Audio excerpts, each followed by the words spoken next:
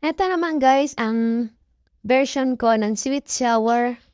Pinakasimpleng chicken sweet sour. Ayan na nga ang ating chicken fillet. Nilagyan natin ng paminta. Tapos nilagyan natin ng toyo. At konting magic sarap. At naglagay din ako ng paprika at basil. At pagkatapos niyan guys, ayan, mekas-mekas lang natin yan. Halu-haluin lang natin. Huwag kayong mag-alala, naghugas naman ako ng kamay. Malinis ang aking kamay bago ko hinawakan ang ating chicken. Tapos, naglagay tayo ng itlog. Tapos, mamarinate lang natin yan ng 1 to 2 hours. Yan, mekas-mekas lang natin para maghalo ang ating mga ingredients. At naghanda na rin ako ng cornstarch. Diyan natin ilulubog ang ating manarinate na chicken. Ayun na nga guys, magsisimula na tayo magprito kaya nilagay ko na ang ating chicken na minarinate sa ating cornstarch. Yan. Mekos-mekos lang natin para makut ng maigi. At ayan na nga guys, ang first batch ng ating chicken.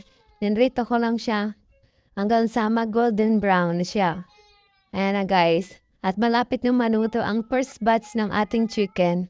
Iniwa ko lang siya ng maliliit na pa-square para yummy at malutong siya guys. Tapos naghanda tayo ng sauce, naglagay tayo ng toyo. Tansya-tansyahan lang to guys. Depende sa inyo. Tapos naglagay tayo ulit ng magic sarap, paminta, paprika,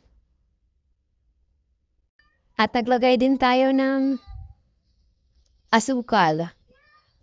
At maglalagay tayo ng banana ketchup diyan guys. Yan ang pinakasimple at madaling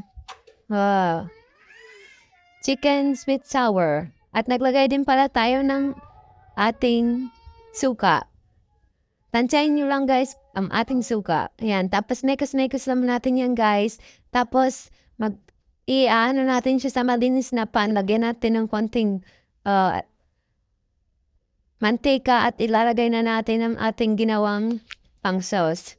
At pagka malapot na siya guys, ilalagay na natin ang ating chicken. Ayan, mekas-mekas lang natin yan hanggang sa lumapot siya guys.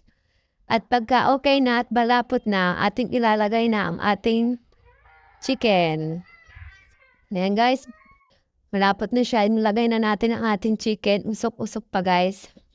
Ayan. Tapos mekas-mekas lang natin yan. At ayan na nga guys, ang ating finished product ng chicken sweet and sour. My own version. Simple lang ang ating recipe for today. Ayan na guys, yummy yummy. Kain na tayo at kung nagustuhan nyo nga ang video ito, huwag niyong kalimutang mag-follow. Salamat sa panunood. Kain na tayo guys, nakakagutom na. Kain!